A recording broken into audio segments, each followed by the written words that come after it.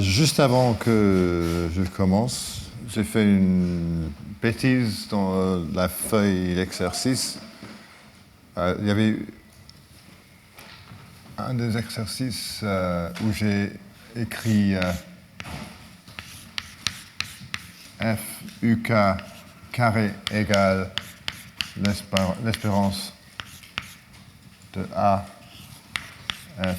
Oh non, k plus 1, je pense. Ça n'est pas du tout vrai. Je ne sais pas pourquoi je l'ai écrit.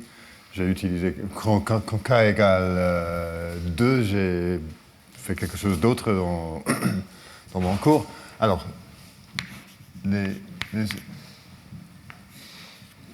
ça doit être comme ça. C'est beaucoup plus naturel parce qu'on a une formule pour la puissance 2 puissance k plus 1 de la norme uk plus 1. Voilà. Je pense que c'est numéro 5, mais peut-être pas. Bien, j'ai fini, à la fin de la semaine dernière, j'ai fini un peu au milieu d'une preuve. Je vais réécrire ce que j'avais. J'espère que je ne me trompe pas. Et je vais vous rappeler ah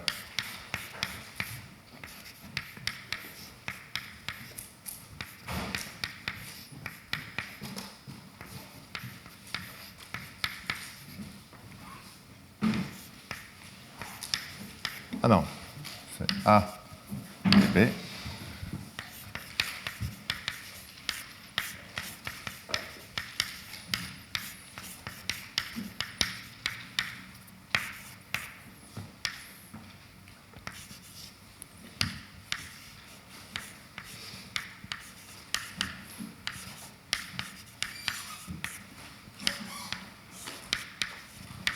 Voilà. Une formule assez longue.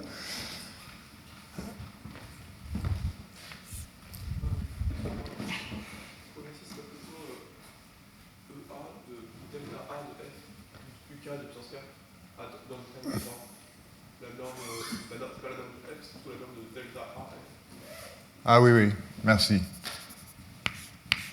Sinon, il y a... Oui, tout à fait. Finalement, je pense que c'est correct. Bien. On a commencé avec un phi tel que...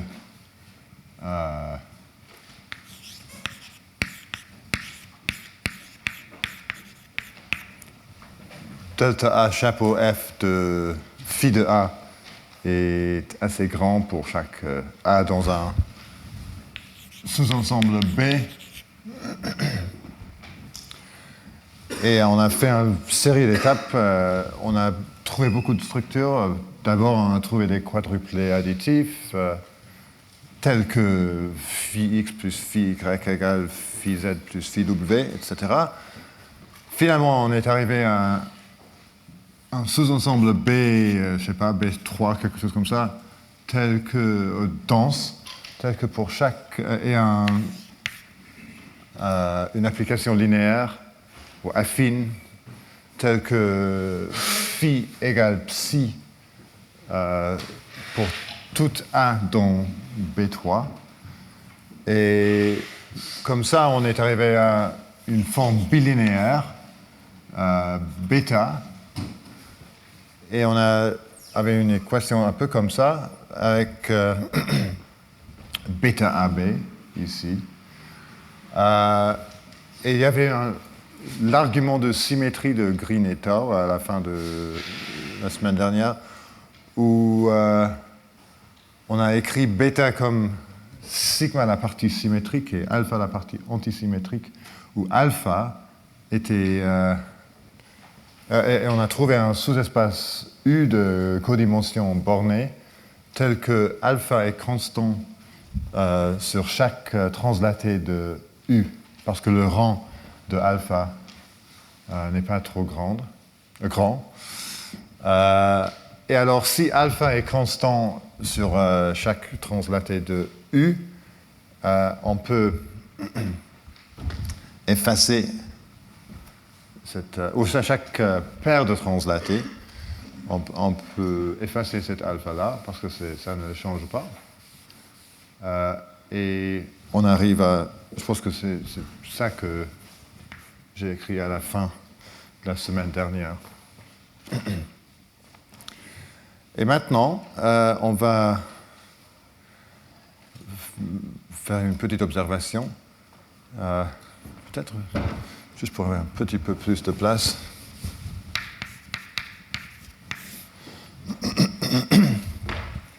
C'est que si Q de x égale sigma de xx sur 2, c'est une identité de polarisation que je vais faire maintenant.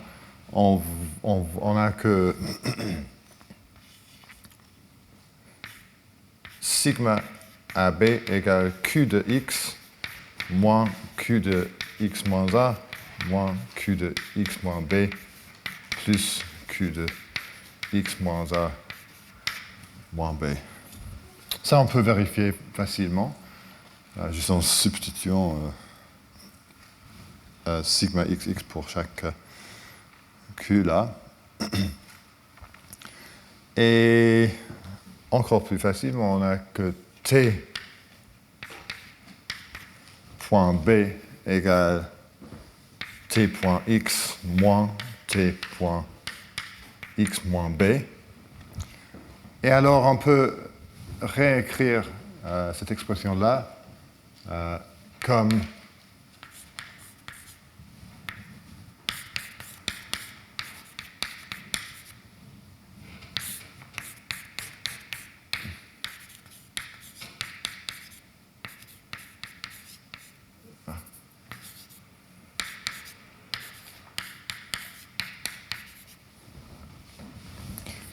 G1 de x, G2 de x moins A, G1 de x moins B,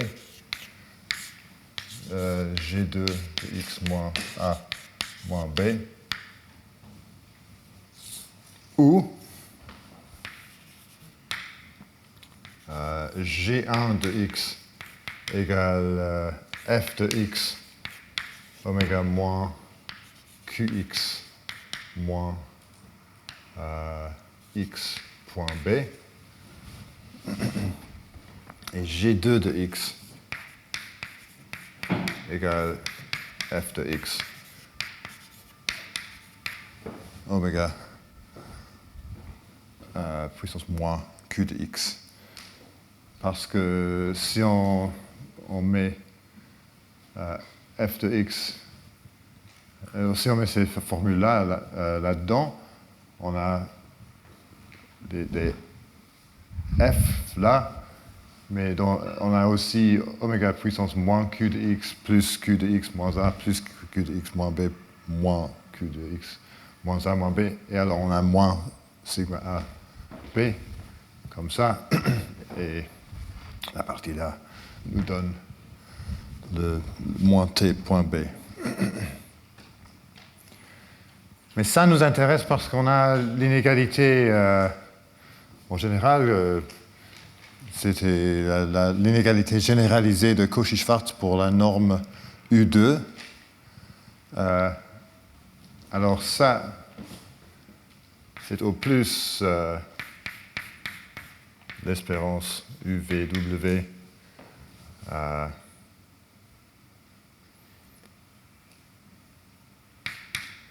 G1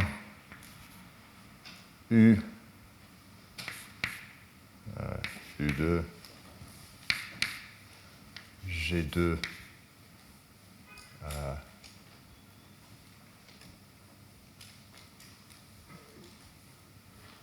qu'est-ce que...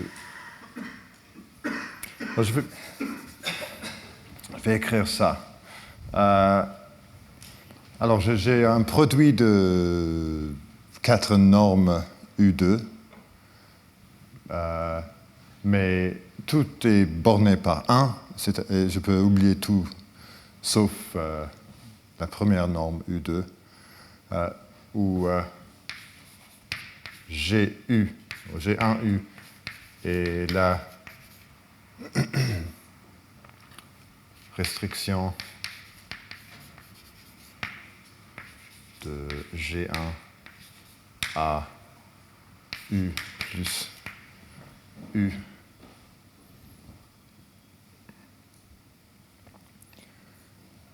Alors,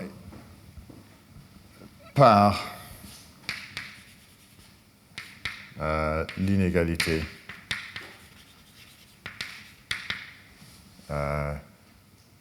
de Cauchy-Schwarz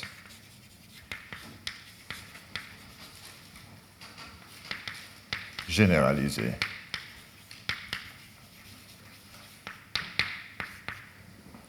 de la norme U2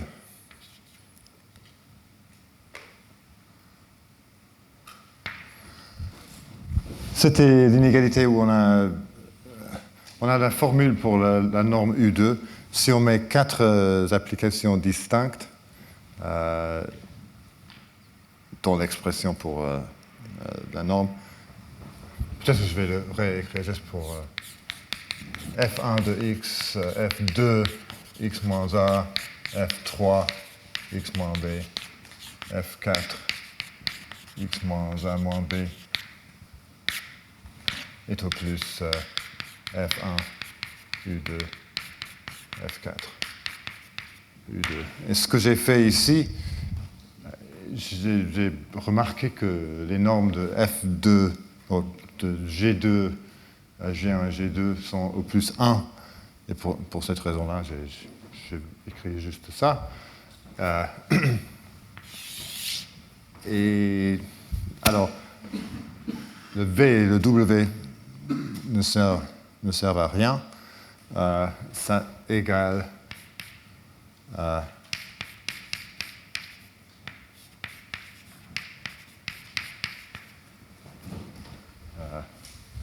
l'espérance sur U.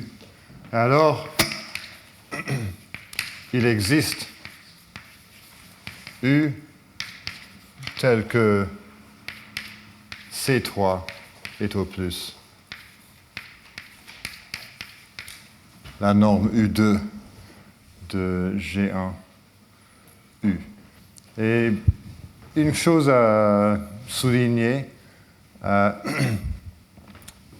G1U est une restriction à un sous-espace affine.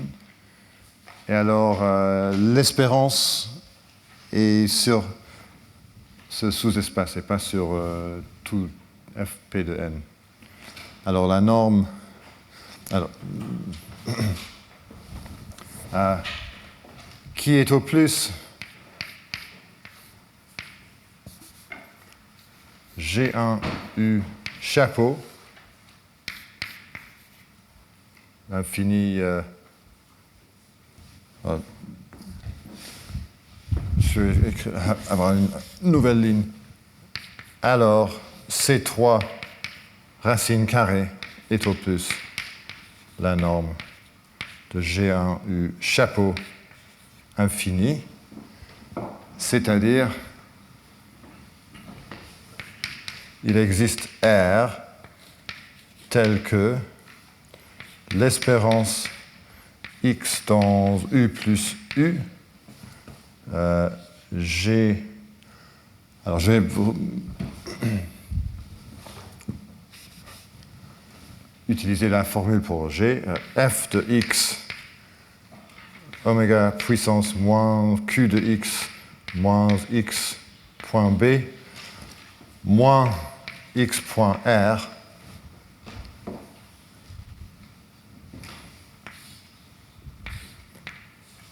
est au moins C3 racine carrée. Il y a un coefficient de Fourier assez grand parce que on sait, on a vu avant que si la norme U2 est grande, il y a un coefficient de Fourier qui est... Ça c'est le théorème inverse pour la norme U2 qu'on utilise pour prouver le théorème inverse pour la norme U3.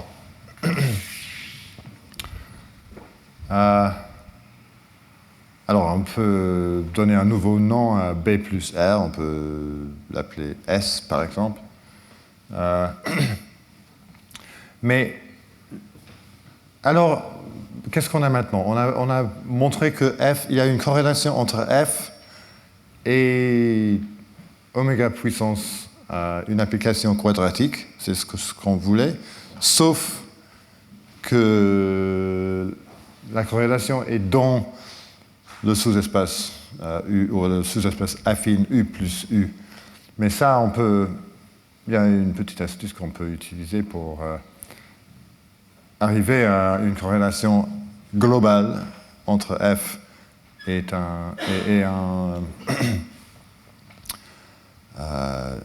une application de phase quadratique. Et ce qu'on va faire maintenant, on va dire que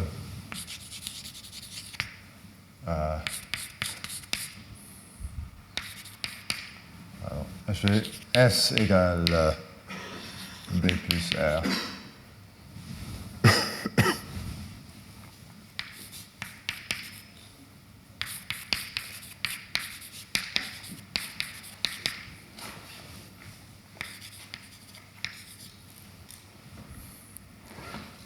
Égale l'espérance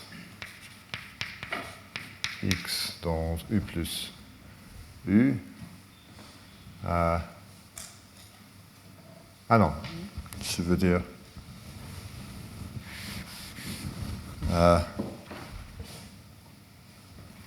je vais écrire D et le codimension de U, qui est borné. Alors, maintenant, je veux une espérance sur tout de fp puissance n. Alors, il faut... parce que maintenant, je prends l'espérance sur un ensemble qui est plus grand, il faut avoir un facteur ici, et le facteur P puissance D. Alors c'est P plus puissance D, l'espérance sur toute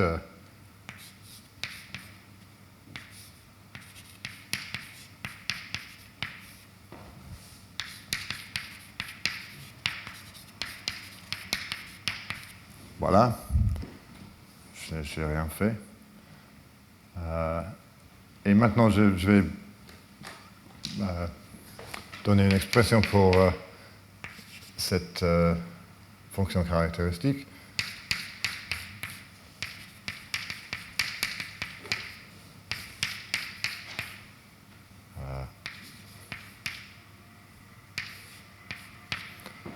Par U,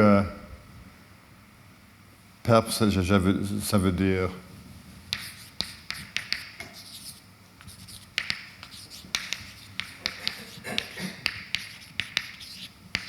je vais dire ça.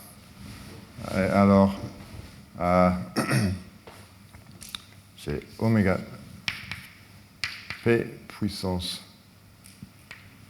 A point x moins U. Alors, qu'est-ce que j'ai là? Si x est un élément de U plus U, x moins U est un élément de U, et alors A point x est 0, et j'ai 1. Sinon, si x moins u n'est pas un élément de U, et je prends l'espérance sur tout A dans le sous-espace orthogonal, on a 0. Et donc on a ça, f de x, oméga p moins q de x moins, j'ai voulu dire x.s moins x.s. Je vais changer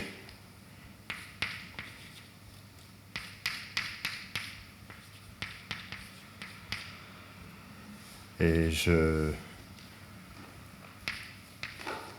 prends tout qui ne dépend pas de x, tout le reste dépend de x.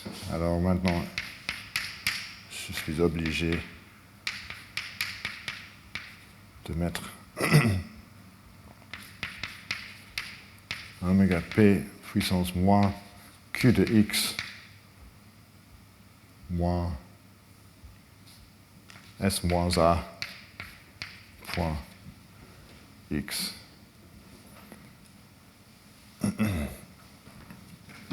Et tout ça est plus grand que la racine carrée de C3.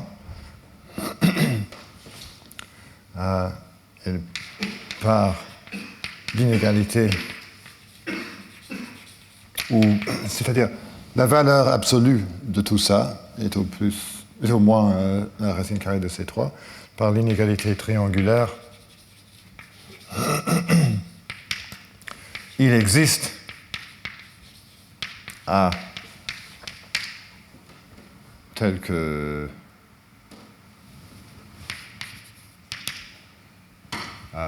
l'espérance de x, f de x, oméga p moins q de x moins s moins a point x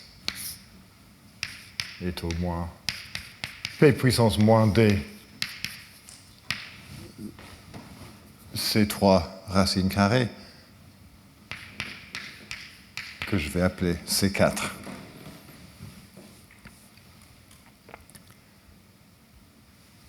Et ça, c'est la fin de la preuve du théorème inverse pour la norme U3.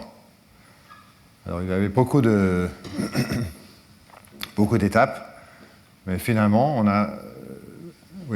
a commencé il y a 2 semaines, je crois, avec l'hypothèse que la norme de f, la norme U3 de f est au moins constante C et au C0 ou quelque chose comme ça. Et la norme infinie est au plus 1. Et on est arrivé à ça qui nous dit qu'il y a une application quadratique telle qu'il y a une corrélation entre f et la fonction oméga p puissance quelque chose quadratique.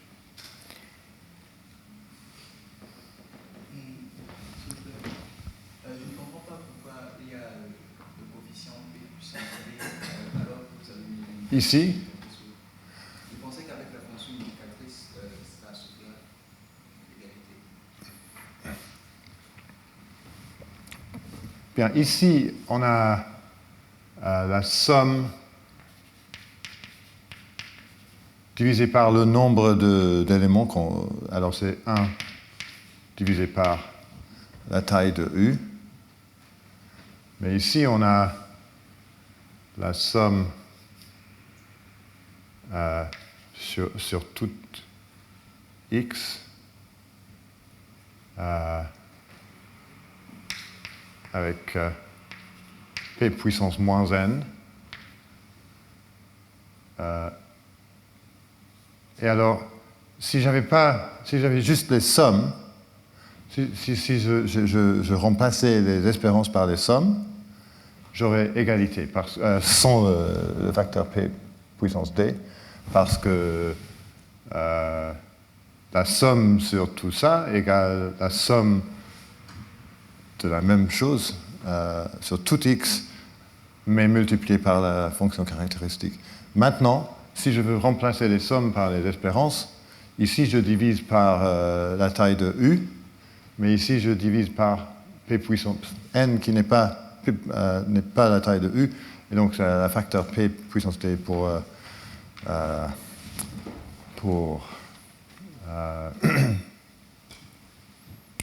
une compensation pour ça.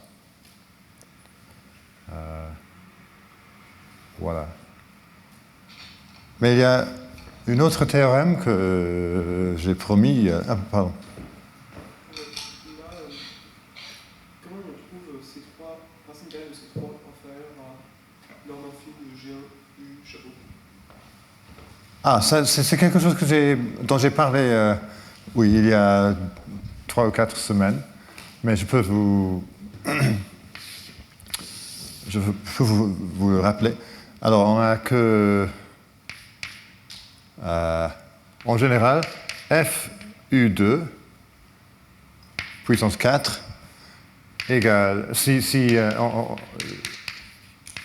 toujours on a l'assumption que, la supposition que f est borné par 1, ça égale la somme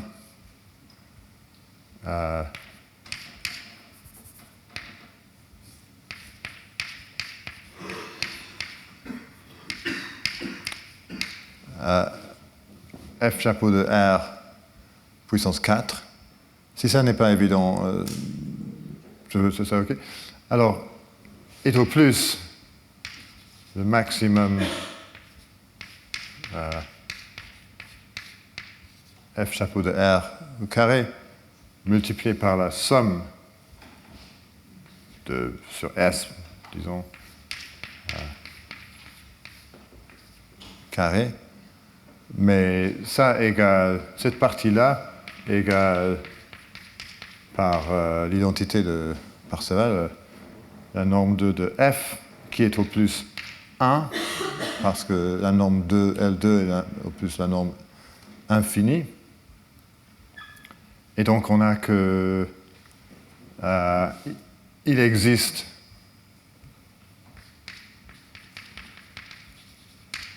R tel que F chapeau de R, peut-être est au moins la norme U2 au carré. Peut-être que j'aurais dû... non, c'est ça votre question? Je pense que j'aurais dû dire C3 carré, et pas racine carrée.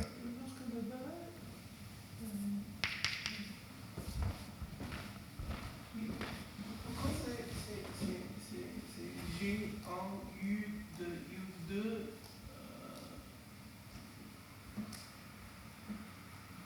Ici? Oui, pourquoi c'est. Je pense que c'est 4.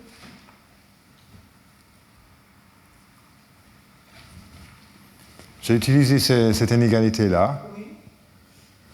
Et ici, j'aurais G1, U, U2, G2,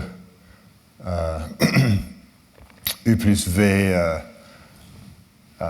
U2, G1, U plus W, U2, blablabla. Et j'ai effacé tout le reste, parce que c'est au plus 1. Et j'ai que ça à la fin. Vous pensez qu'il doit y avoir un 4 là? Parce que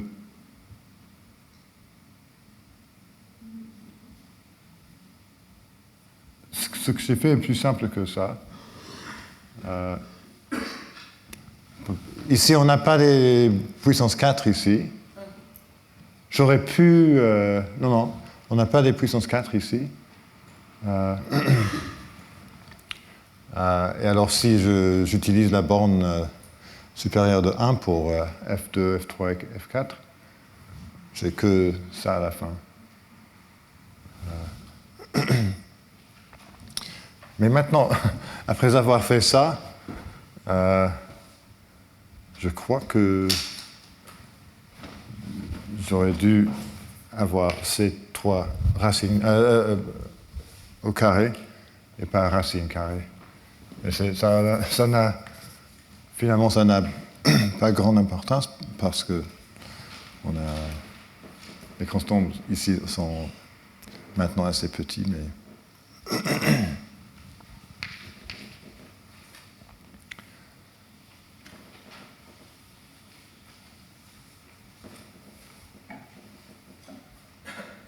bien.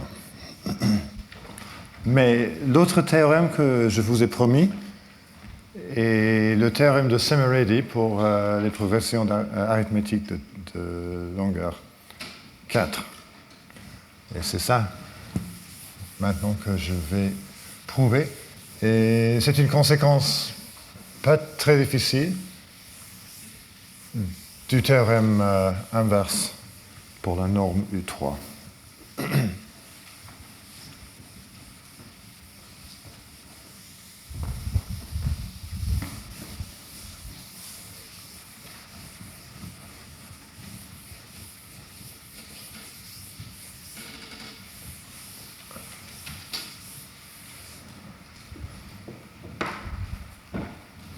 D'abord, il faut des lemmes. Peut-être il y a une petite...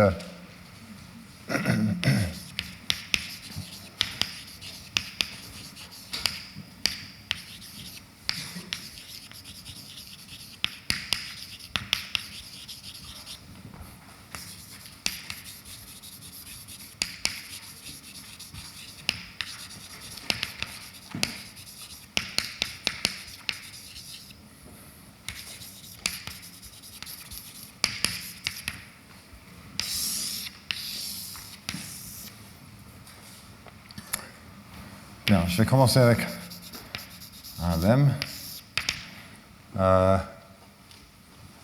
Soit Q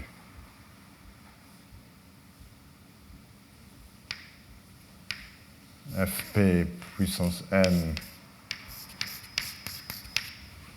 vers Fp, une forme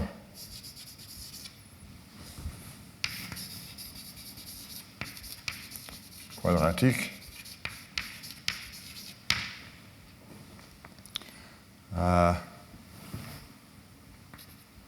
et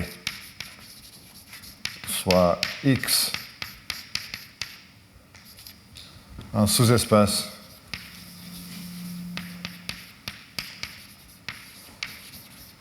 de dimension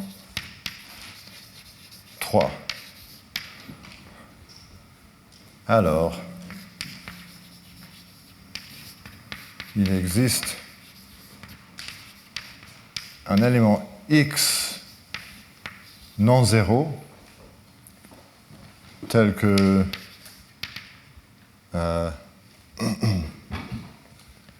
Q de X égale 0. C'est un exercice, mais... Alors, comment prouver ça?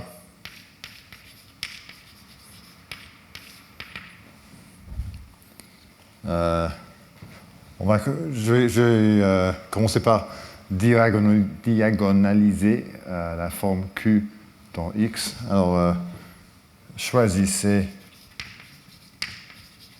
j'ai oublié de... C'est une base. Oui, merci. Une base x1, x2, x3 de x tel que q de lambda 1 x1 plus lambda 2 x2 plus lambda 3 x3 égale A1 lambda 1 carré plus A2 lambda 2 carré plus A3 lambda 3 carré pour tout lambda 1, lambda 2, lambda 3. Il y a des constants A1, A2 et A3. Si existe I tel que AI égale 0, alors Q de XI égale 0 et on est bon. Vous avez écrit lambda 3 pour Q. Ah, je ne sais pas pourquoi. Merci.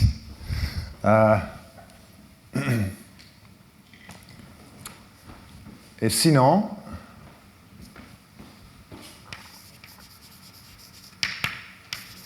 le nombre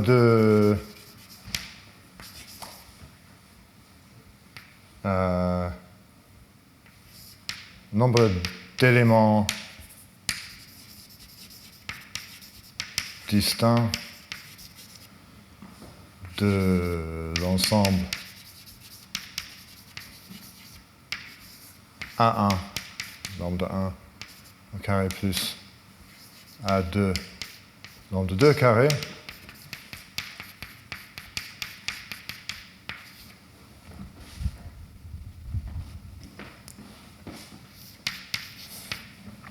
alors il y a combien d'éléments, combien de nombres de la forme A1, lambda 1 carré? Il y a, on a tous les restes quadratiques dans Fp multipliés par A1 et on a aussi 0. Donc on a P plus 1 sur 2 d'éléments de cette forme-là. Maintenant, on ajoute ces éléments ici. Je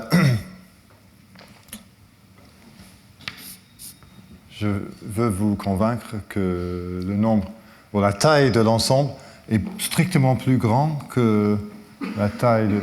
C'est parce que si jamais il y a un élément ici qu'on ajoute, on peut l'ajouter à chaque élément de ce type-là.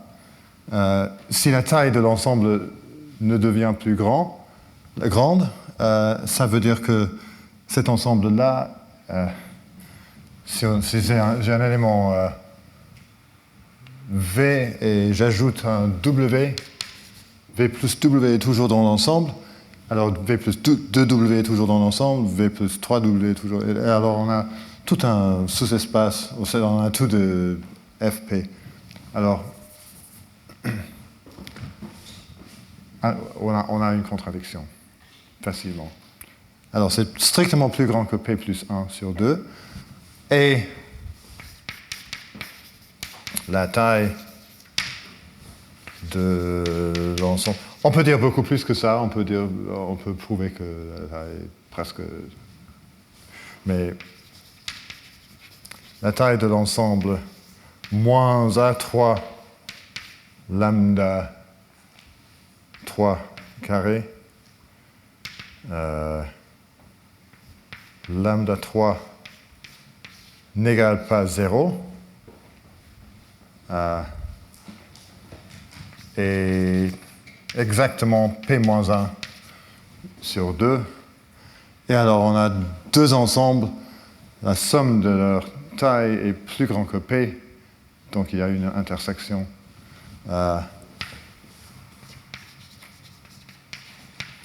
Il y a une intersection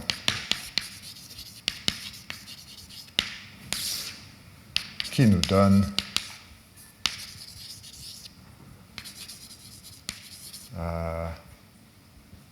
lambda 1, lambda 2, lambda 3 non zéro, tel que A1, lambda 1 plus A2, lambda 2 carré égale A3, moins A3, lambda 3 carré, qui est ce qu'on veut. Parce que lambda 3 n'est pas 0 et donc ce vecteur-là n'est pas 0. Alors ça, c'est juste pour un petit lemme pour prouver un autre lemme.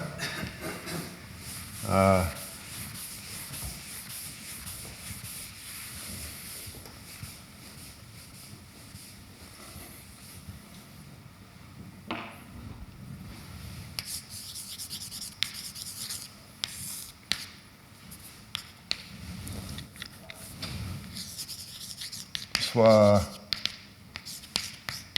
Q de Fp puissance n de Fp une forme quadratique.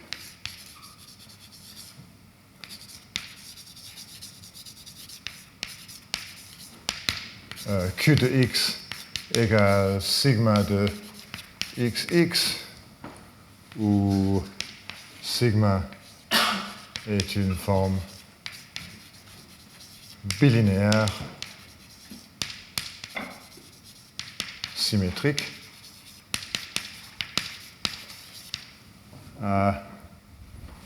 Alors, il existe un sous-espace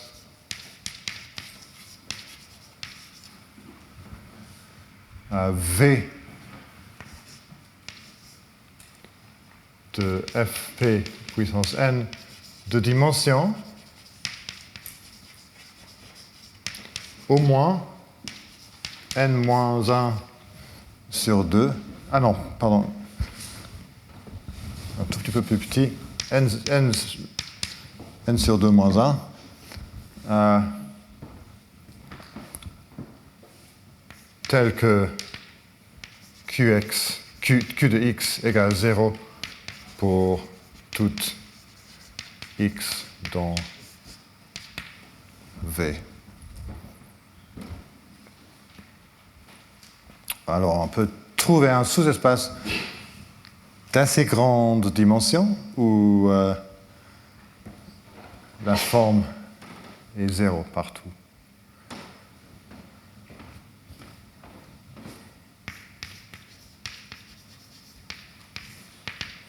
Alors, si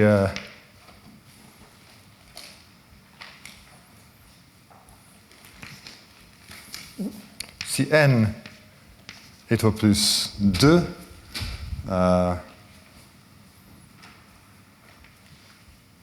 on est bon, parce que ici on a 0. Voilà. Sinon,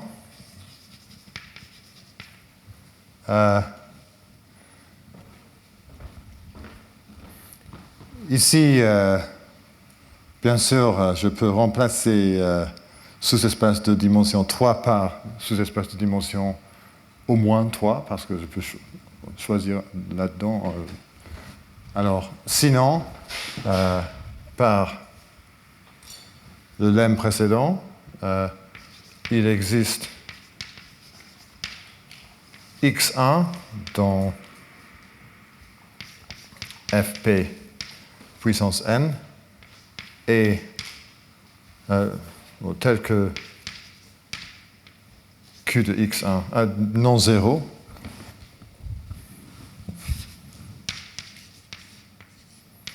tel que Q de x1 égale 0.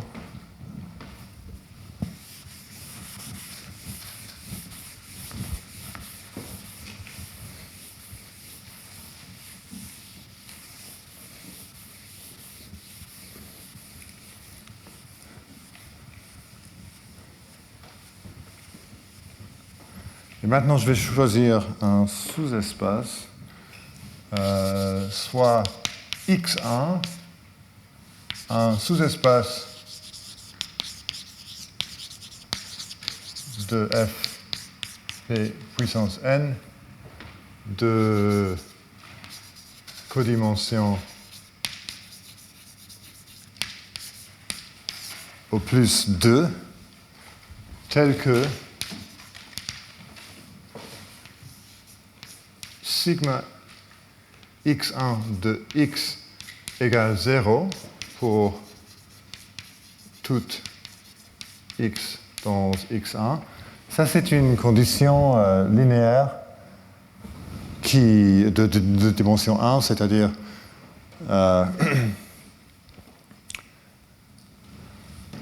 la codimension du sous-espace de x qui vérifie cette équation-là est au plus 1. Mais il y a une autre condition, et x1 n'est pas un élément de x1. Parce que on sait que q de x1 égale 0, alors x1 vérifie cette condition-là, mais je veux pas que x1 soit un élément de x1, mais je peux l'éliminer en choisissant un sous-espace de codimension 1 dans le sous-espace des éléments qui vérifient cette condition-là. Et maintenant, je continue un peu comme ça.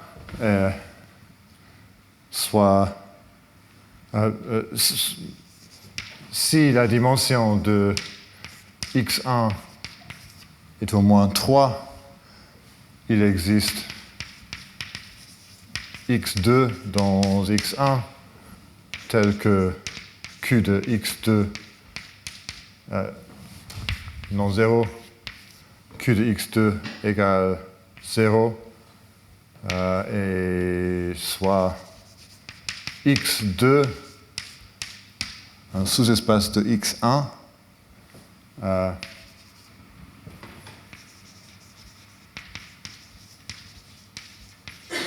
de codimension au plus 2 dans x1, tel que sigma x2 x égale 0 pour toute x dans x2 et x2 n'est pas un élément de x2. Et on continue.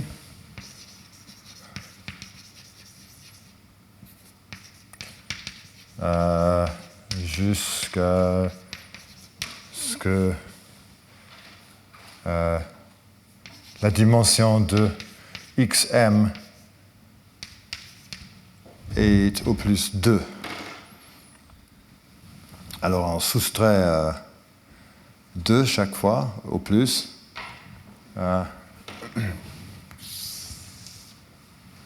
Alors m est au plus n sur 2 moins 1, ça on peut vérifier facilement. Et donc,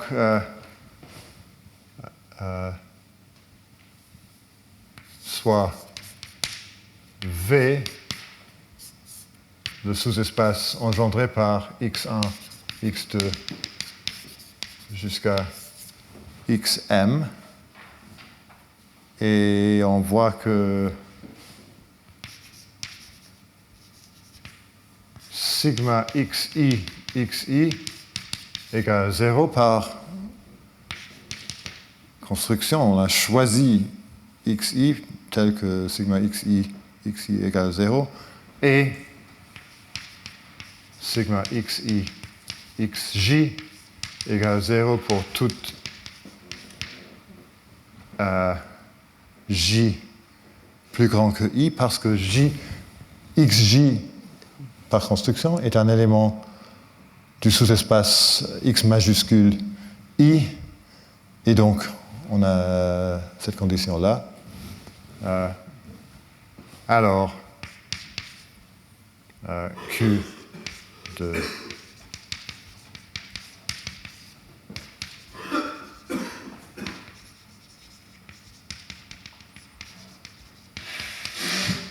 on a que q de toute combinaison linéaire de x1 jusqu'à xm égale 0.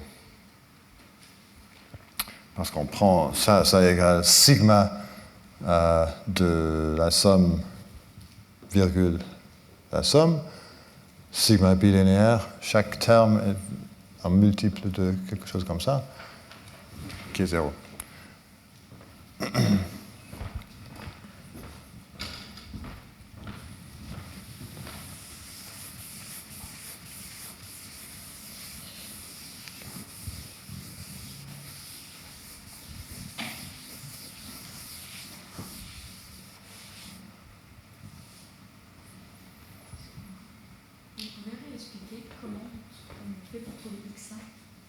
Comment on fait?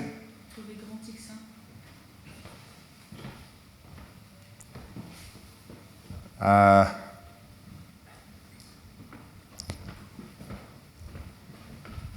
Je vais essayer de comprendre.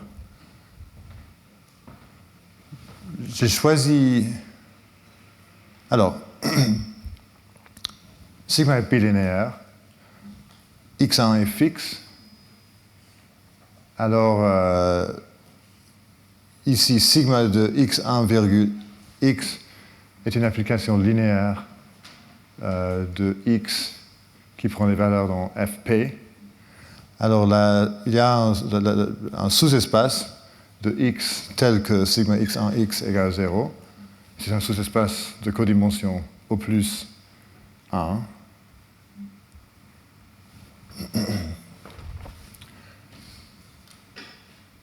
Et je sais que ce sous-espace contient x1. Alors, j'ai utilisé un résultat, pas explicitement, mais c'est que si jamais on a un espace vectoriel et un élément, on peut trouver un sous-espace de codimension au plus 1 qui ne contient pas cet élément-là. Je pourrais choisir, par exemple,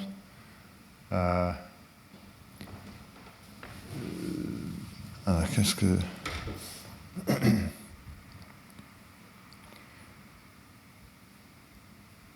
Bien, je peux prendre mon... Si j'ai le vecteur que je ne veux pas contenir, je prends ce vecteur-là et j'étends tout ça à une base. Je prends le sous-espace engendré par tous les autres vecteurs de la base, quelque chose comme ça. Alors, il n'y a pas une façon canonique de le trouver, mais il est possible. C'est tout ce dont on a besoin. Alors, mon choix de x1 n'était pas explicite. J'ai dit, on peut choisir un sous-espace qui ne contient pas x1 sans beaucoup perdre.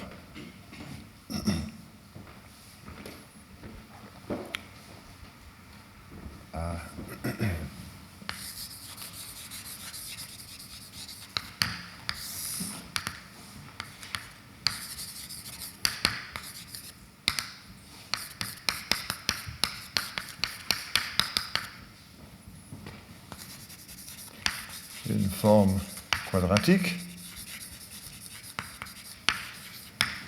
et soit R un élément de fp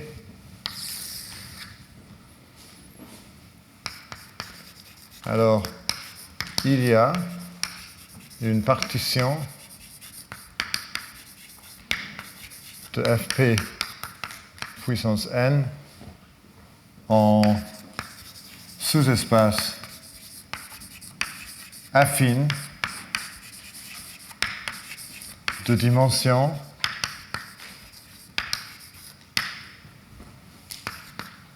au moins n divisé par 2 moins 2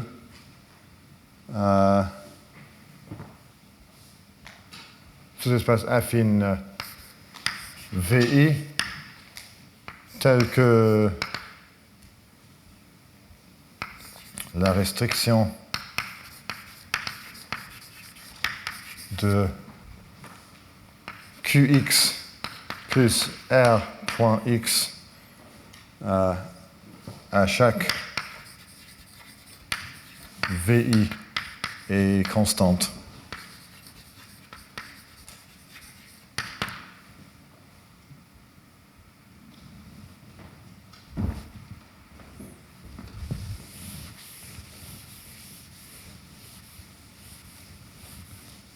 On a presque tout ce qu'il faut.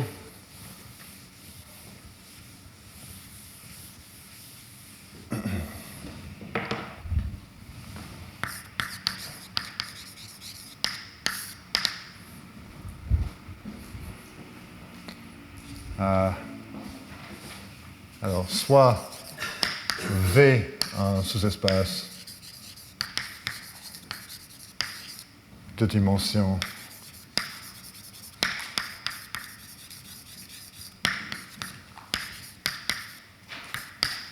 au moins n sur 2 moins 1, tel que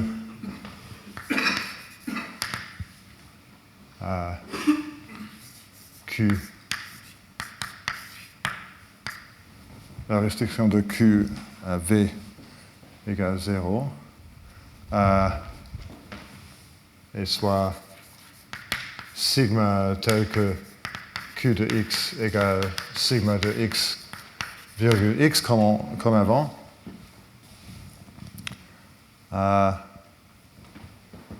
Alors si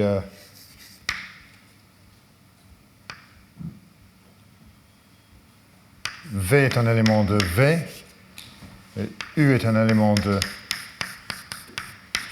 Fp puissance n,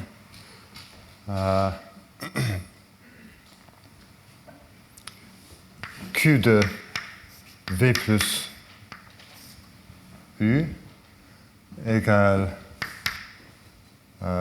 sigma V plus U, V plus U, égale, sigma est symétrique, sigma V virgule V égale 0, alors on a 2 sigma VU plus sigma U, U.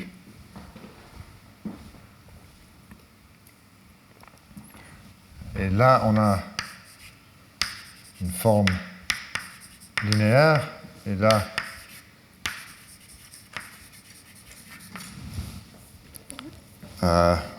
une application constante. Si U est un élément fixe de Fp puissance n, alors U est un élément fixe, et donc ici alors la restriction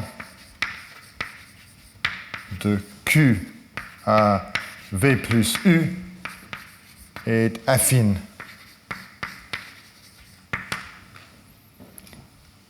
Il y a une partie linéaire, une partie constante. Et donc, on peut... Une application affine et on peut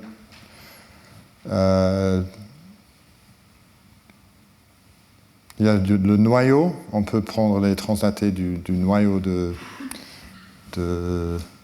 cette application linéaire, et l'application va être constante sur chaque translaté du noyau de cette partie linéaire. Alors donc on peut diviser V plus U en partie de dimension, en sous-espace affine de dimension au moins n sur 2 moins 2, de codimension 1 dont V plus U,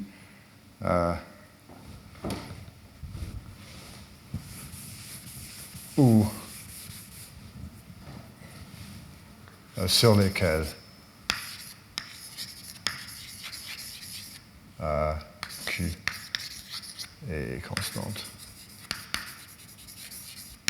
Alors on a d'abord une partition en translaté de V, et chaque translaté de V on peut diviser un peu plus si on a besoin. Alors je vais le redire.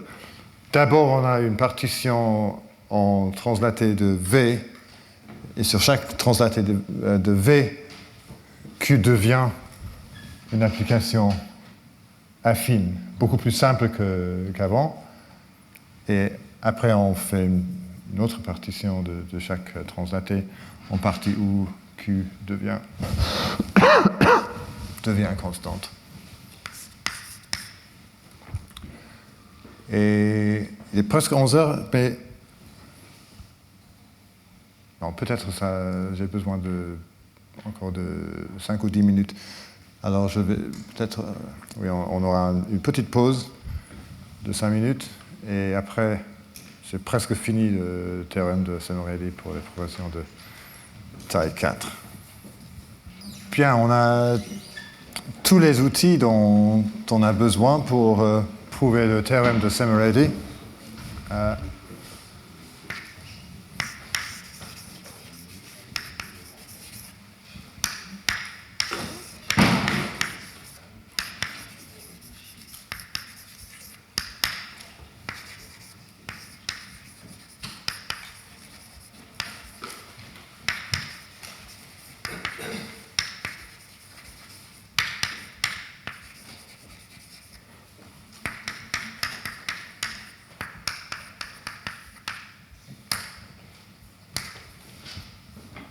Voilà. Et c'est quoi le théorème? Soit A un sous-ensemble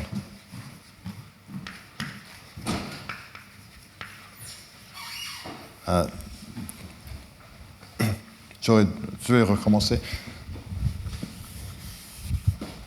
Pour tout P et tout delta positif,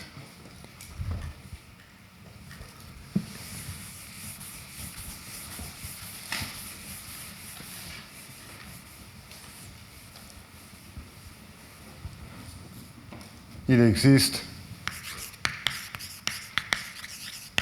n tel que pour tout sous-ensemble, tous A de Fp n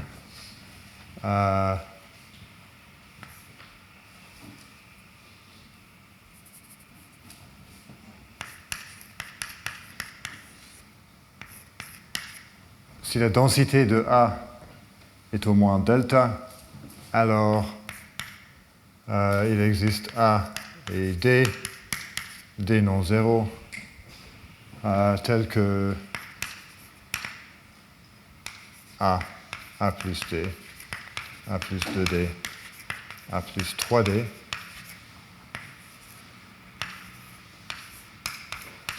sont tous des éléments de A.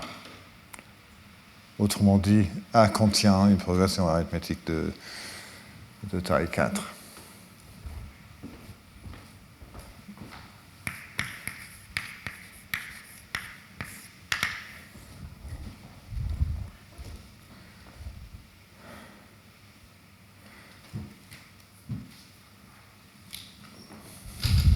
C'est une preuve compliquée, mais on a presque fini, on a fait tout le travail. Maintenant, on peut juste s'amuser.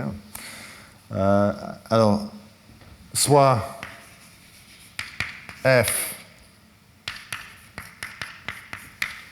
l'application équilibrée de alpha,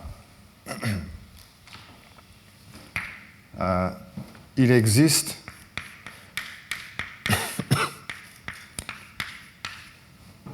un constant positif qui ne dépend que de delta, tel que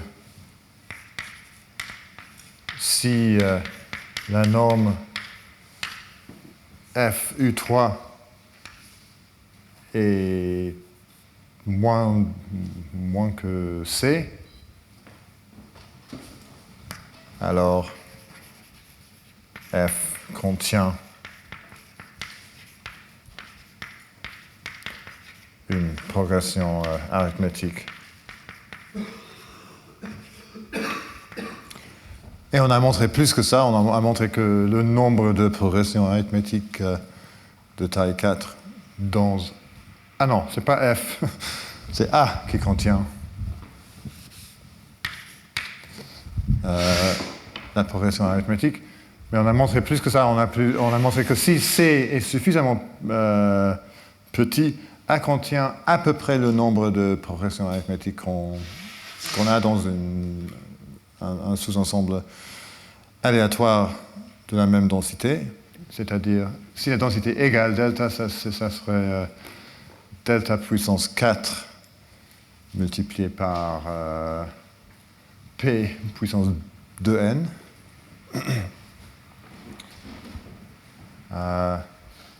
C'est-à-dire chaque progression serait dans A avec probabilité delta puissance 4. Alors,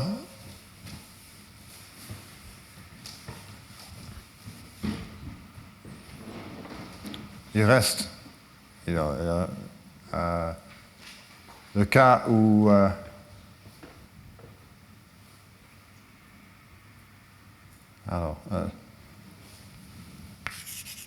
si f U3 est plus grand que C, parce que c'est possible,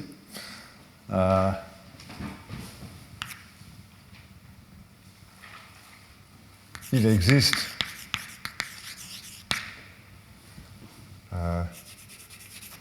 une application quadratique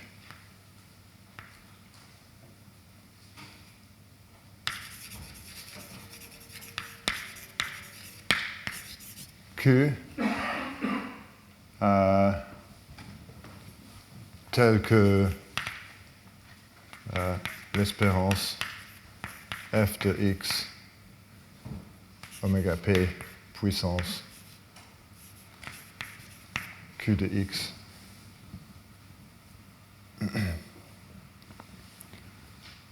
ouais, et un r moins r puissance x est plus grand que C1. Le C1 n'est pas le C1 d'avant, c'est un nouveau C1. C'est le C4. Et voilà.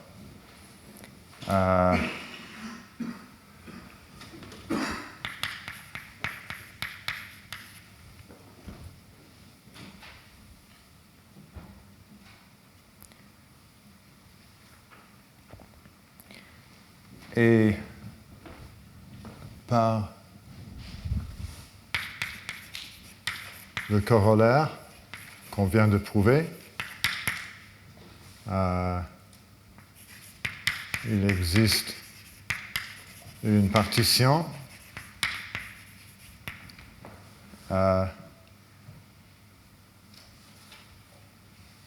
fp puissance n égale v1 jusqu'à vm, où chaque vi est un sous-espace affine de dimension au moins n sur 2 moins 2 et qx plus r.x est constante dans chaque VI.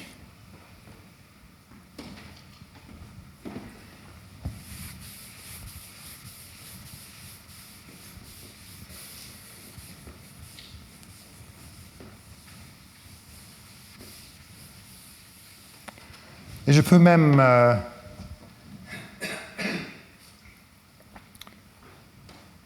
ça va être utile de les choisir telles que toutes les dimensions sont égales.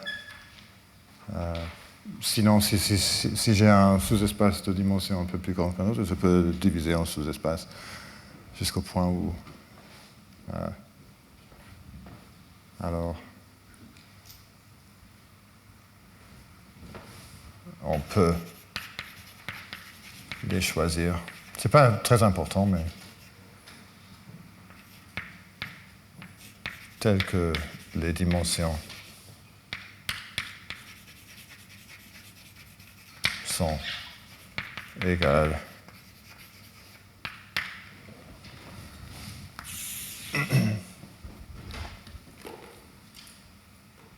et maintenant,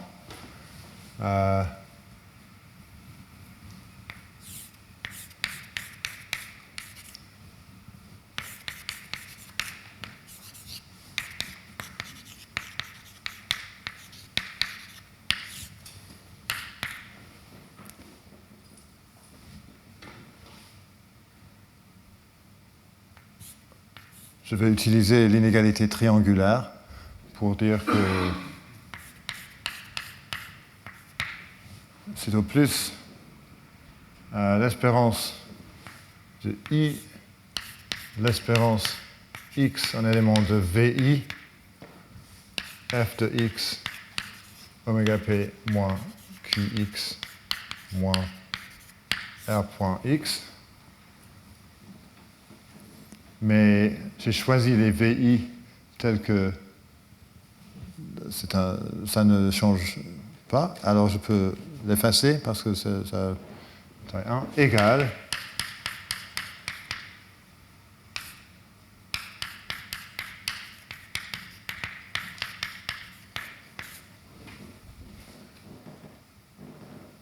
et c'était plus grand que C1. Alors, C1 est au moins ça, et en même temps, on a 0 égale l'espérance de, sur I, l'espérance X, un élément de VI, f de X. Parce que ça, c'est juste l'espérance de f de X. F est l'application équilibrée de A. Alors, A. C'est une petite erreur, pas très grave.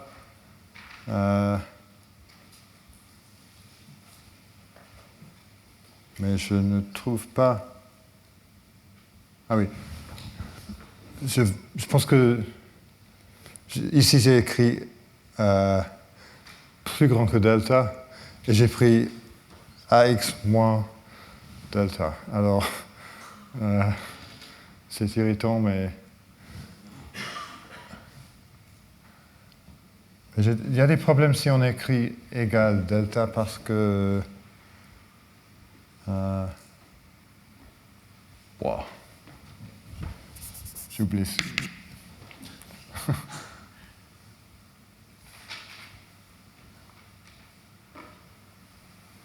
Ah non, le problème est que... Ah non, c'est pas... Non. Pas très grave. Non. OK.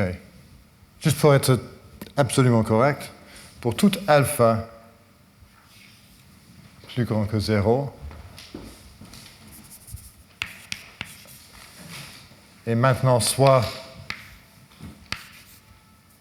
delta, la densité de... Si vous ne voulez pas être tout à fait correct comme ça, ça ne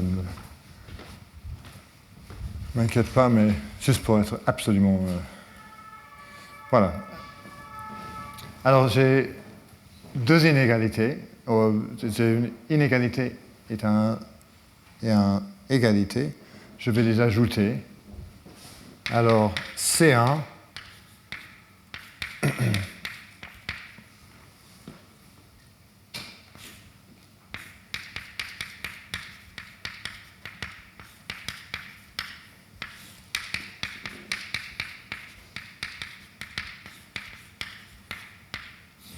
Voilà.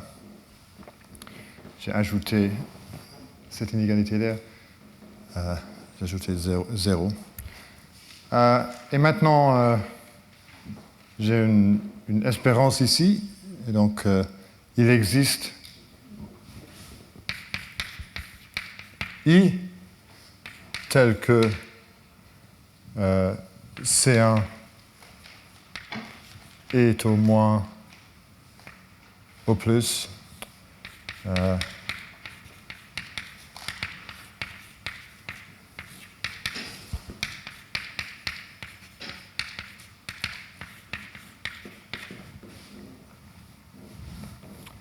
Il y a deux possibilités. Soit l'espérance sur x de f de x est négatif, mais si est négatif, j'ai un nombre négatif et c'est moins ce nombre et j'arrive à 0 et C1 n'est pas au plus 0. Donc ce n'est pas possible que ce soit négatif, donc c'est positif. Et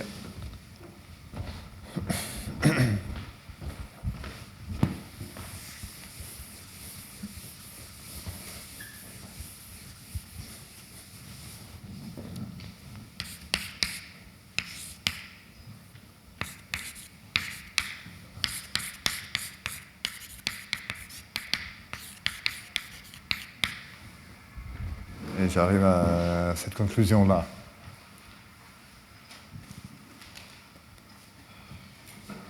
C'est parce que, une fois que je sais que c'est positif, j'ai 2 fois ça là-bas. Et ça, c'est la même chose. Ça nous dit que l'intersection de A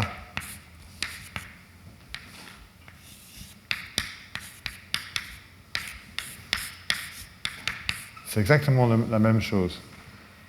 A égale delta plus F. Alors si j'ajoute delta à F, j'arrive à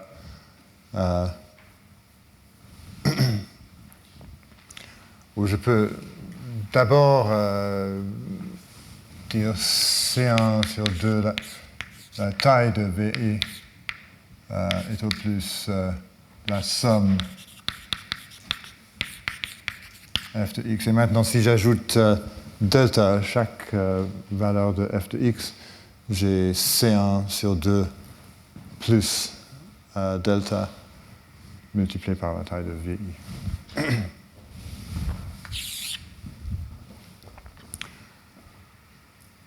C'est essentiellement la fin de la preuve. Pourquoi? C'est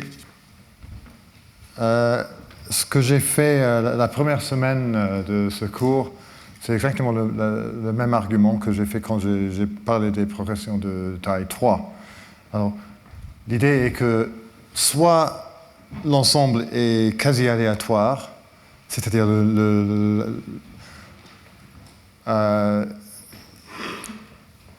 au début de ce cours, ça voulait dire que les coefficients de Fourier sont petits.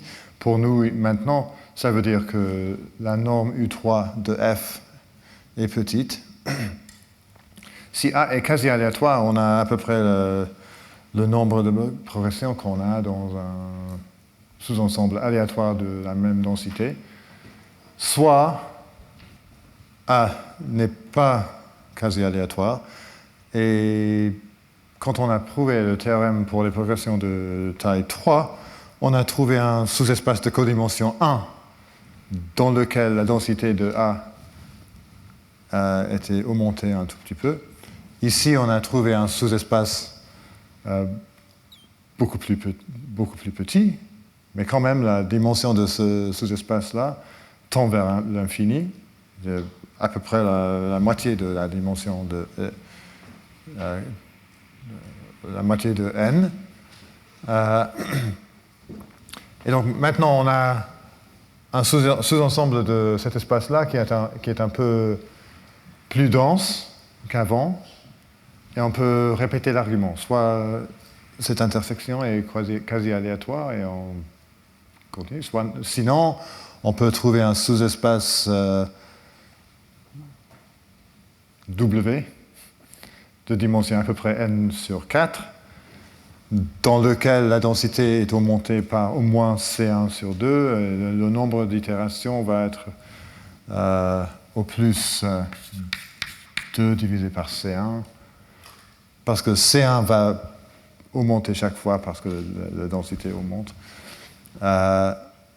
Et chaque fois, la dimension divise par 2, alors on a besoin que n soit plus grand que à peu près 2 puissance 2 divisé par C1 pour que la preuve marche. C1, c'est le constant qu'on a obtenu pendant toute la preuve Mais c'est un constant qui ne dépend que de delta. Et alors, je ne sais pas ce que je devrais écrire. Pour moi, c'est la fin de la preuve. Mais je pense que je vous dois quelque chose. Bien, maintenant, on peut répéter l'argument. Le nombre de répétitions possibles est au plus de divisé par C1. Alors,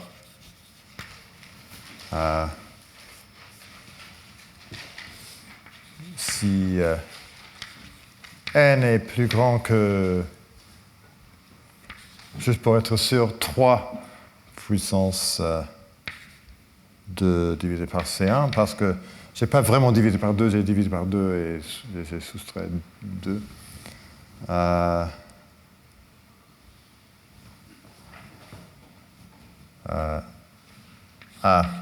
contient une progression arithmétique de taille 4.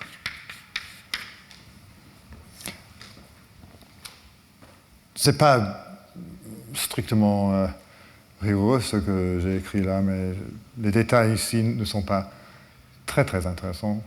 Ce qui est intéressant est arriver à cette conclusion-là. Bien. C'était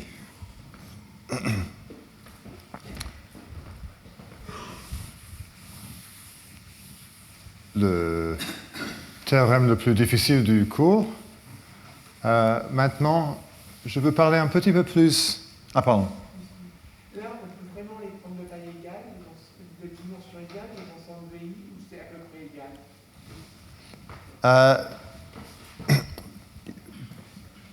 Au début, ils sont à peu près égales, mais si je veux, j'ai voulu que les dimensions soient égales, et donc si la dimension minimale est D, et j'ai un VI de dimension D plus 2, par exemple, je peux le diviser en sous-espaces affines de dimension D, juste pour... mais c'était juste... Oui. Sinon, c'est juste pour ne pas devoir écrire quelque chose comme la densité de VI ici. C'est pas du tout important pour les raisons mathématiques, mais c'est plus facile d'écrire la preuve si les dimensions sont égales. Ah, il y a un point, quelqu'un m'a posé une question avant. Quand j'ai prouvé le théorème inverse, j'ai fini avec une expression P moins D C3 carré égale C4. Je n'ai pas souligné, mais j'aurais dû souligner que P moins D ne dépend de N. D était la codimension du sous-espace U, et U était le sous-espace où, dans lequel A, la partie antisymétrique, pour chaque translaté de U, la partie antisymétrique de la forme bêta est constante dans chaque translaté. Et si on regarde la preuve, on trouve que alpha, le rang d'alpha est borné, et donc la codimension de ce sous-espace U est bornée aussi, en termes de finalement, en termes de C1. Mais surtout, P puissance moins D ne dépend pas de n. Alors, j'ai le droit d'écrire C4 là, et pas C4 de n ou quelque chose comme ça.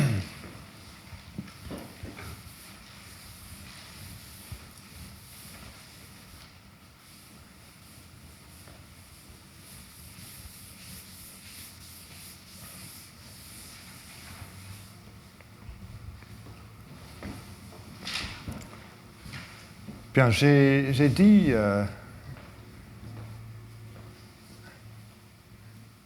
que maintenant, on sait que on a le théorème que j'ai prouvé, le théorème inverse, j'ai prouvé pour P plus grand que 3, je crois, parce que j'ai dû diviser par 2. Il y a un résultat de Samolotnitsky, qui est une preuve, même pour P égale 2, qu'on a le même théorème. C'est-à-dire, si on a une application sur F2 puissance n, dont la norme U3 est grande, alors il y a une fonction quadratique, une corrélation.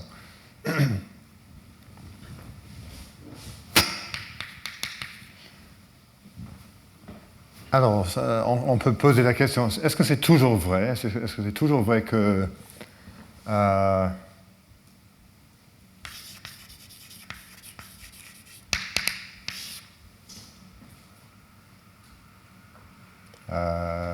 F, P, N vers C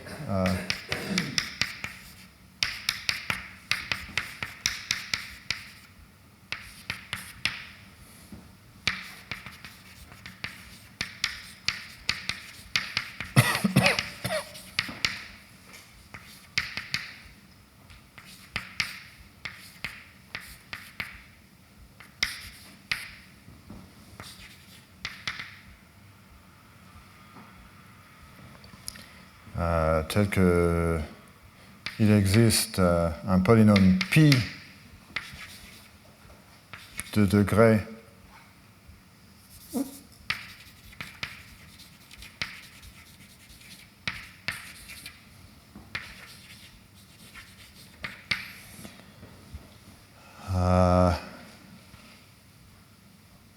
K-1 tel que l'espérance de f de x oméga p moins p de x, pi de x, ça veut dire, est au moins C1. Et on sait que si k égale 3, la réponse est oui, grâce à ce que j'ai prouvé et le résultat de Samolotnitsky. Mais en général, la réponse est oui si k est au moins p. Non, p est au moins k. C'est-à-dire, mais en général, non. Et ce que je veux dire maintenant est de vous présenter un exemple qui montre que, en général, la question a une réponse négative, mais c'est un problème de petite caractéristique. C'est quand la caractéristique du corps est trop petite, on ne peut pas être sûr qu'il y ait un polynôme comme ça, mais on va voir qu'il y a une idée d'un polynôme généralisé, ou un polynôme non classique. Et si on utilise les polynômes non classiques, on peut alors,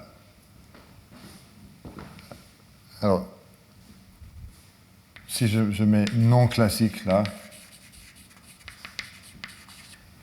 le théorème devient vrai. Je ne vais pas montrer ça parce que ça c'est un résultat vraiment difficile.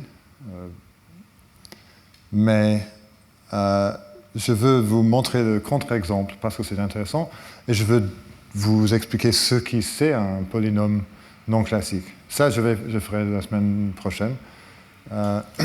Et pour l'instant, je pense que je n'ai pas le temps de finir de vous présenter le contre-exemple, mais je vais commencer et je vais finir la semaine prochaine. Alors, un exemple d'une application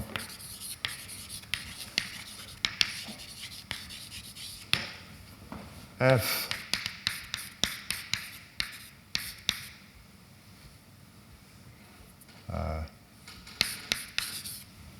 qui prend les valeurs réelles telles que F U4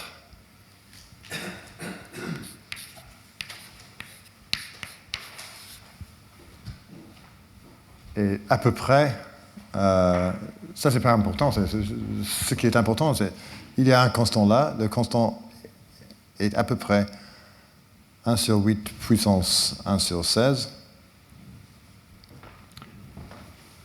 et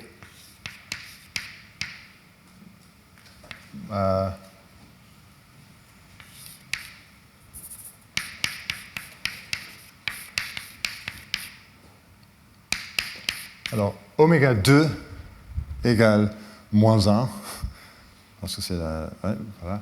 Moins 1 kappa de x égale on tend vers 0 pour chaque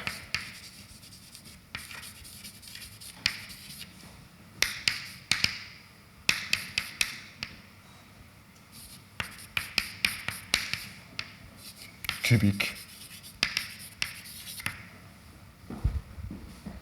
Alors, si le théorème inverse était vrai pour la norme UK sur F2 puissance n, on saurait que s'il y a une application avec une norme U4 qui est assez grande, alors il y aurait forcément un polynôme de degré au plus 3 tel que cette expression-là serait au moins un constant qui ne dépend que sur 8, c'est-à-dire un constant absolu. Mais on n'a pas ça. On va voir que c'est... On va montrer que c'est au plus log n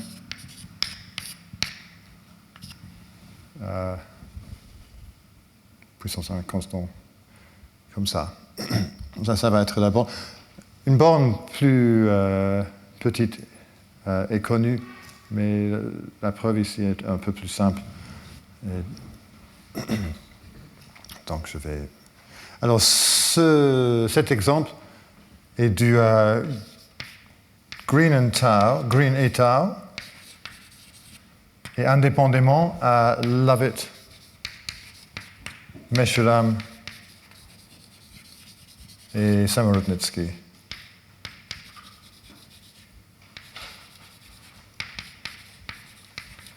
Moi, je vais suivre la présentation de Green et Tao.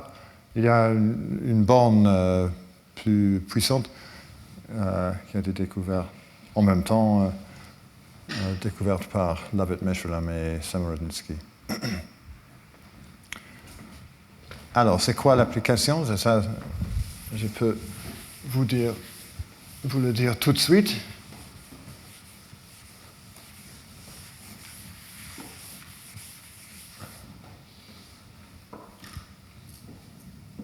Tout ça devrait être souligné. Je vais juste mettre une ligne là. Alors, soit S4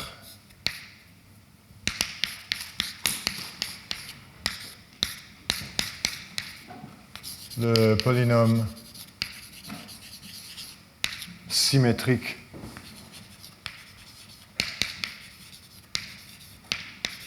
de degré 4, c'est-à-dire S4 de x égale la somme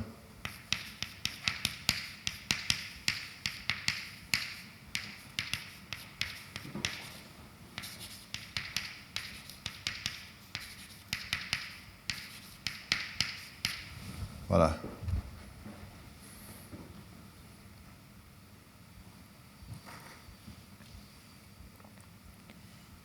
Alors c'est un polynôme de degré 4.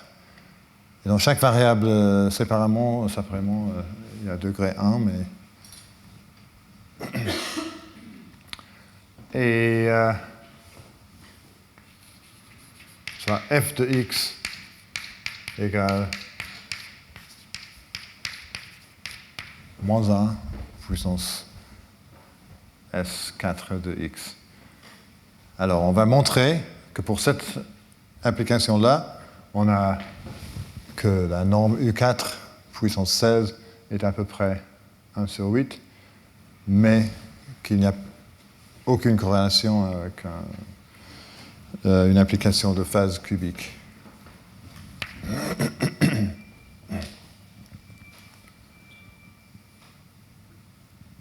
Je vous rappelle la notation.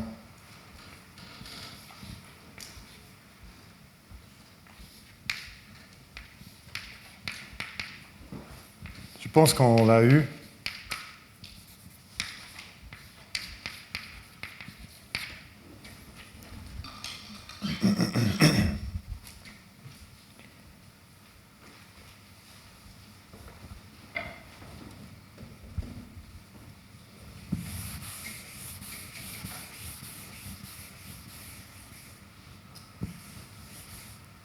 Peut-être juste pour...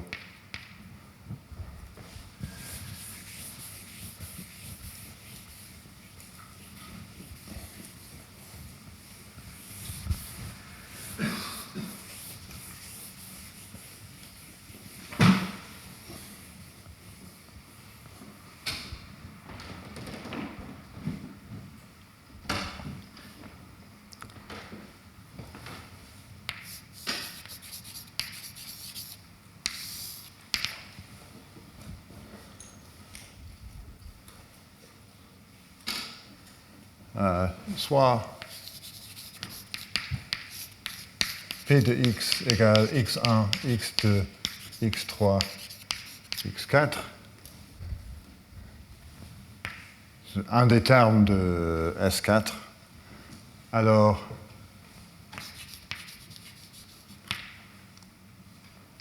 delta A, delta B, delta C, delta D, P de x pour chaque A, B, C, D égale à la somme de sigma, un élément de...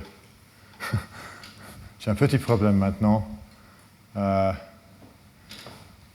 veux le groupe symétrique sur 4 éléments. Alors, je ne peux pas écrire S4, donc je vais écrire sigma 4. Et pour nous, sigma 4 égale groupe symétrique sur 4 éléments. C'est juste...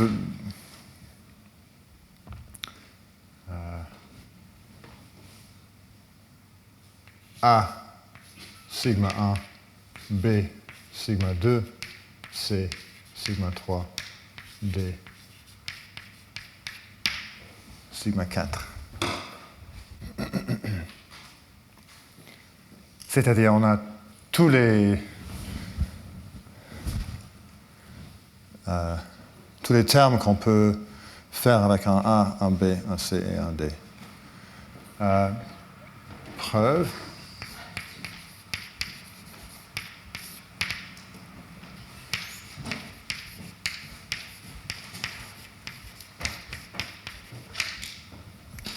Alors, par définition, ça égale la somme sur tout epsilon élément de 0, 1, 4, moins 1, puissance la taille de epsilon, P de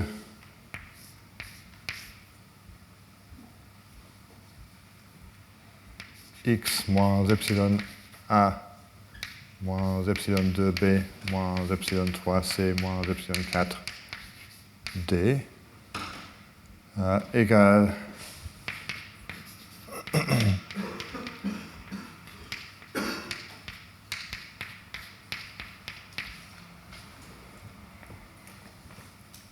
produit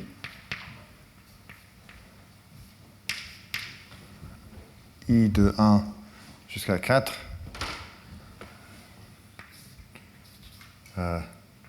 xi moins epsilon ai moins epsilon 2 bi moins epsilon 3 ci moins epsilon 4 di.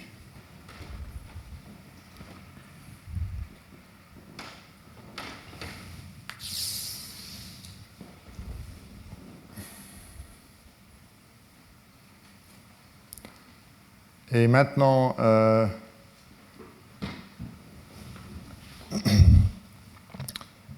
chaque produit là est une combinaison de termes où je choisis une terme de chaque parenthèse. Donc j'ai un produit de 4 parenthèses. Je peux choisir x1, b2, c3, b4, choses comme ça. Mais pour chaque terme, quand on développe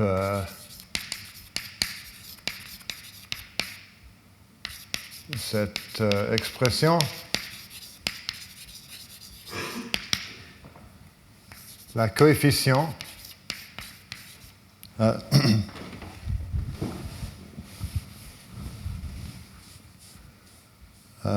soit,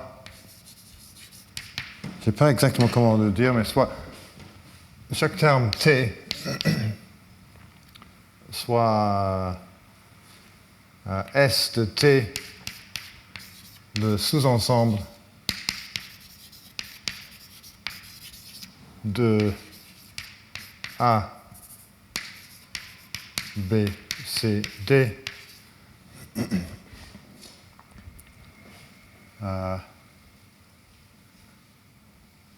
Ce que je veux dire, si je choisis un AI, un BJ, un A1, un B, un C et pas un D, le sous-ensemble que je veux choisir est A, B, C. Et si je choisis que X1, X2, X3, X4, le sous-ensemble est le sous-ensemble vide, parce que je n'ai pas choisi.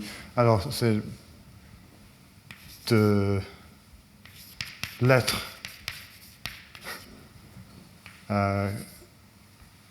qui ont été choisies dans le terme.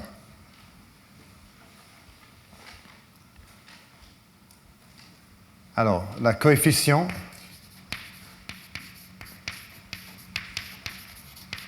le coefficient de t égale à la somme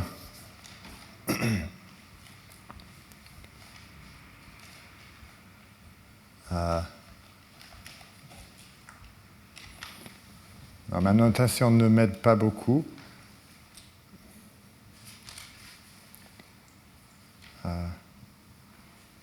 OK. La somme sur epsilon dans un ensemble gamma moins 1 puissance epsilon, où gamma égale l'ensemble de epsilon tel que si A est un élément de ST, alors epsilon 1 égale 1, égale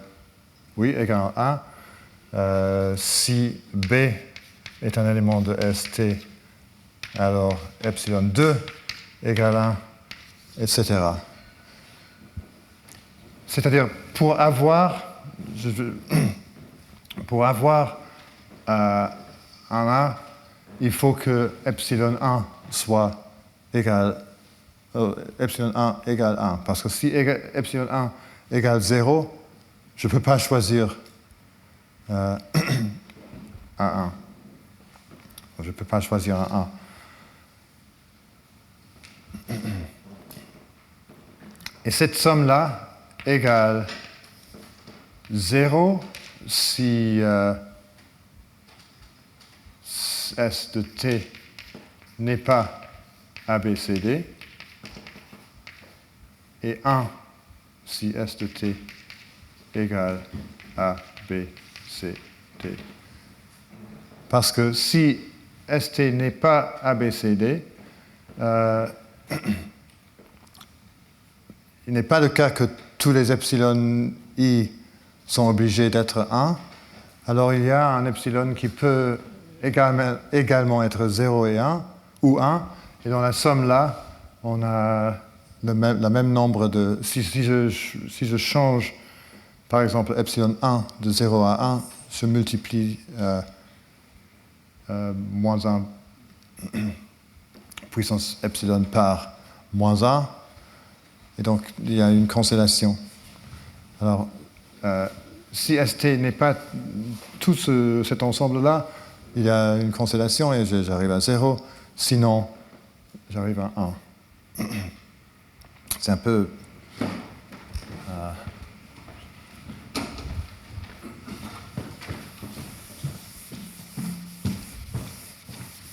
Et...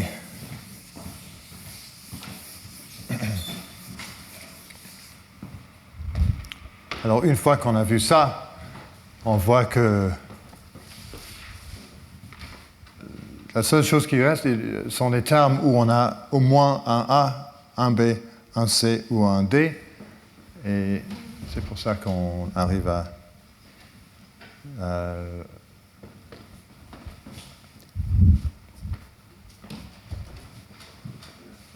ce que j'ai écrit là. Alors, c'est la fin de la preuve ici. Et j'ai le temps pour un lemme de plus. Ah non, corollaire d'abord.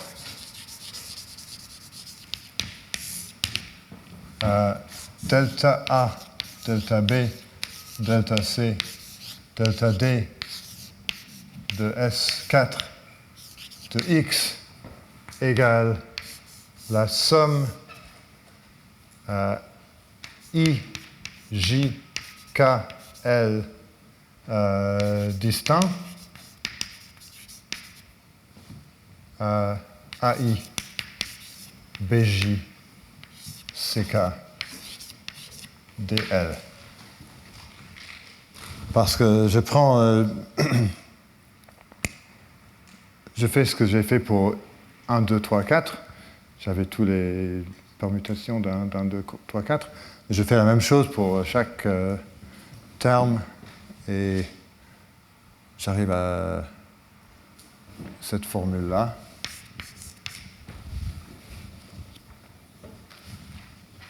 Et maintenant, une autre lemme.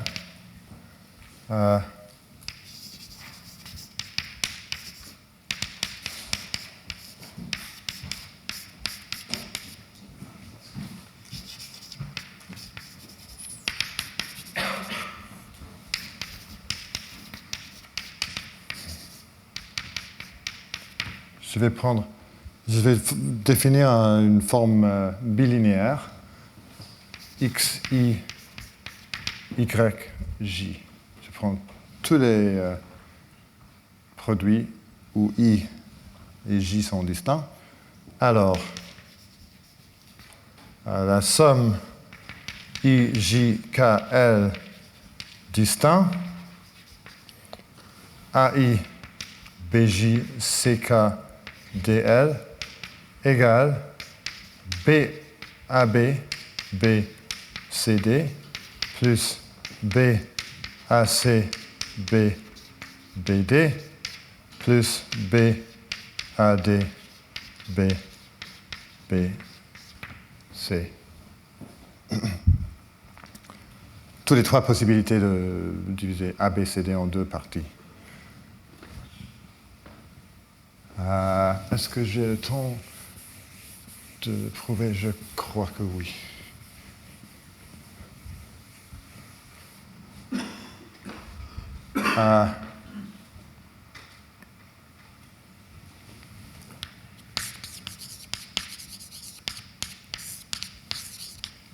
Si I, J, K, L sont distincts, alors la coefficient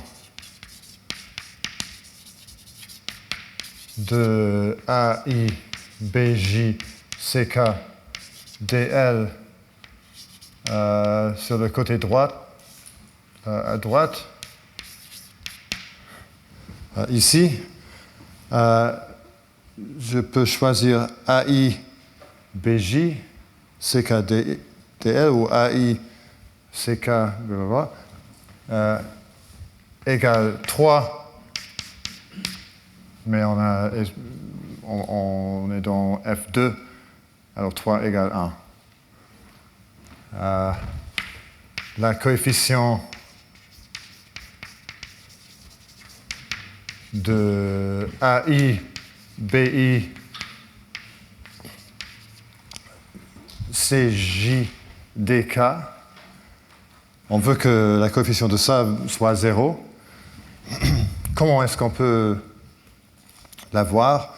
On peut pas avoir AI, BI là parce que I égale I, mais on peut l'avoir ici. On peut avoir I et J, et I et K, et ici on peut avoir I et K, et I et J. Et donc, égale 0. La coefficient de AI, BI, CJ, DJ égale 2. C'est pareil, ce que je dis ici. Et la coefficient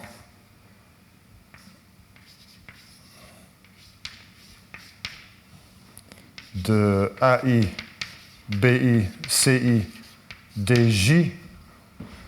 Maintenant, je ne peux pas... Je dois choisir deux du même chose.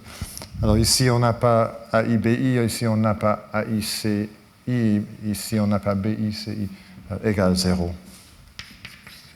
Et AI, BI, CI, DI égale 0. On a toutes les possibilités là. Alors on a cette identité-là, et ça va être utile la semaine prochaine pour terminer la preuve.